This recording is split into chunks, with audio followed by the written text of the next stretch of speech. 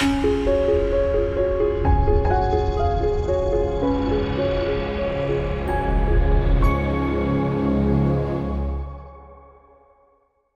Minister McClay. Welcome to Europe and welcome to Brussels. Thank you. Congratulations. New Zealand and the EU have just finished their scoping exercise and are planning to launch free trade negotiations. When are the negotiations set to start? What are the next steps? The Commission and our government through me will have to go off and seek a mandate to launch the negotiations, which we expect to happen during the course of this year. During the course of this year? Okay. I imagine that in New Zealand this is great news, given that the TPP, which New Zealand has championed, is up in the air. What's happening in your region? What's your strategy post-TPP? TPP is important to New Zealand, but it doesn't set our trade policy or strategy. It was just part of the agenda that we've had for a period of time. Okay. And it's clear to us now that the US, at least in the far as the US is concerned, TPP is finished. But I've been having conversations with the other TPP members who at this stage are all saying they want to see what the next steps might be and to consider what's possible following the US administration's decision not to play a role in TPP. We'll be meeting in the next week in Chile, first meeting of ministers, where we can have a conversation, and then we'll see what happens from there. Okay. Well, this at least leaves room for the EU to step in there.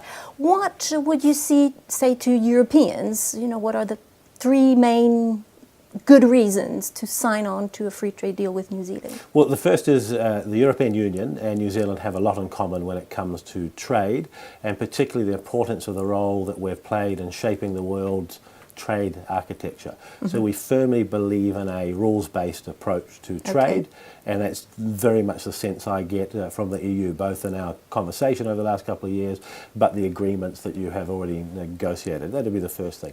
The second thing is we have very similar values when it comes to things like the environment, when it comes to labour, when it comes to the approach of fairness around competition and so on. So I think we can negotiate a high quality agreement quite easily.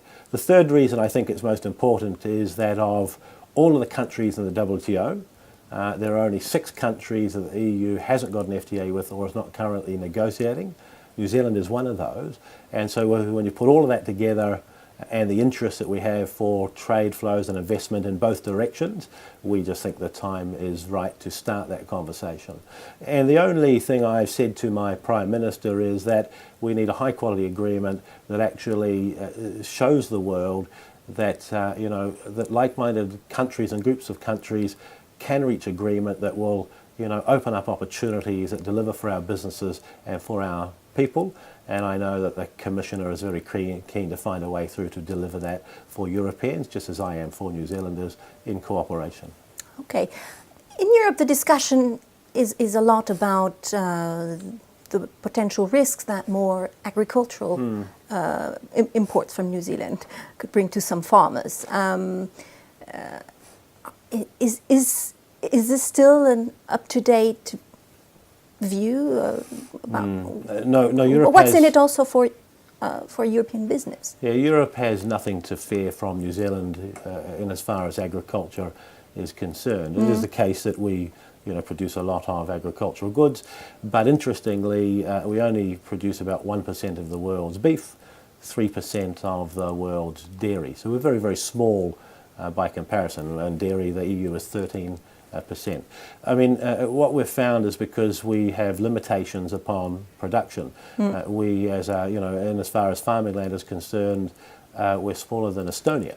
Okay. So we need to keep this into context, and we're also a long way away. The other thing that's happened over many, many years is we have diversified our interests both in trade and free trade agreements around the world, and we now have quite comprehensive agreements with many trading partners that when the UK first joined the common market, we didn't have those opportunities there. So even if New Zealand wanted to supply a lot more to Europe, it's just not possible because we have environmental constraints, which we take very seriously. We don't have an overabundance of land. We're two fairly small islands, and we must keep supplying all of the markets that we've developed a relationship with.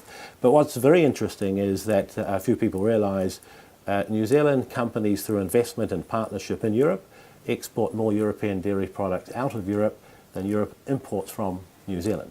And so we've seen quite some significant investments in adding value to European dairy products for export in partnership, just as we have had to add a lot more value in production in New Zealand. And so I think there are some real synergies there. The final thing I think that's most important that we need to think about is that actually, whilst agricultural production is still important to New Zealand, it's no longer the most important part of our economy. Dairy, for instance, is about 4% of our GDP. Many years ago, it was a much larger share.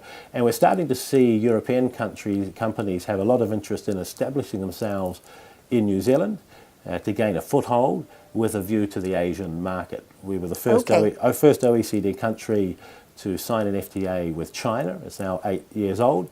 We announced at the end of last year with China we're about to upgrade that agreement. So we have unprecedented access to much of Asia, and we are finding more European companies who are saying they want to be involved in Asia or China.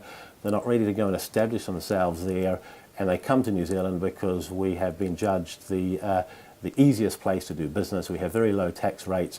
It's a fair system. It's the least corrupt country in the world, and your investment in New Zealand is secure. The government won't get in your way by changing rules all the time. Okay, so it's really an investment case, basically, you know, this FTA. It's a number of things. So there are investment opportunities that people wouldn't have thought of previously. There's a lot of research innovation through cooperation with actually European companies that's going on. It must be a comprehensive free trade agreement, so the citizens of Europe and the citizens of New Zealand have the greatest opportunity to benefit from the FTA. And again, we're quite mindful that we have to work very hard over a couple of years to deliver that.